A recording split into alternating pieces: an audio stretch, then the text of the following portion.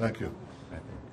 I'm very happy to welcome again to Israel President Niko's Kריסטודולידיס. We have a long friendship, not only personal but also between Cyprus and Israel. We are going to discuss our cooperation in many fields, political, diplomatic, economic, security. Our region is in a great transformation. I think our actions in the war have changed much of the map of the Middle East, but we are still being challenged by radical forces, aggressive forces from many directions. So as two democracies in the Eastern Mediterranean, we have common values, many common interests, and we want to secure, obviously, our future in the best way that preserves prosperity, increases prosperity and security for our people. One of the ideas that we talked about is IMEC, which is a very revolutionary and transformative development that we want to bring into place. I discussed it with Mr. Modi, Narendra Modi of India just a few days ago. We want to have a common discussion with him. We also want to have a trilateral meeting in Israel between Israel, Cyprus, and Greece. We've done that over the years. We want to renew it as soon as possible, and that is one of the things we'll do. As far as the trade routes, obviously we're being challenged.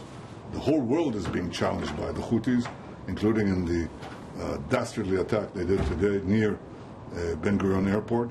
We will not tolerate it. We will take very strong action against them. And we always remember that they act with their patron Iran's direction and support. We will do what we need to do to take care of our security, to respond effectively, and to give Iran a due warning that this cannot continue. I'm very glad to be back, my dear friend Bibi. You know, my last visit was following the terrorist attack from Hamas. Let me congratulate you, first of all, for the anniversary day of Israel. Let me also express my solidarity for the recent wildfires. Following your request, Cypriot forces came here and fight with their Israeli colleagues.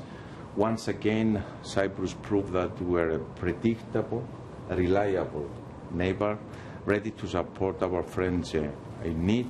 I'm here to discuss our excellent bilateral relations. We need to do much more on defense, intelligence, tourism, trade. I was informed today that we have 110 flights from Israel every week to Cyprus. So you can understand the connection. There are more Israeli tourists in Cyprus than Cypriot tourists in Israel. Of course. We can increase also Cypriot visiting Israel. We need to discuss regional developments, the situation in Syria and Lebanon. There is one neighbor that always is trying to create problems in our neighborhood. We will exchange notes, but also the trilateral cooperation with Greece, and even include other countries like India or the United States that we did in the past. And at the same time, we are going to have the presidency of the European Union January 1st, 2026.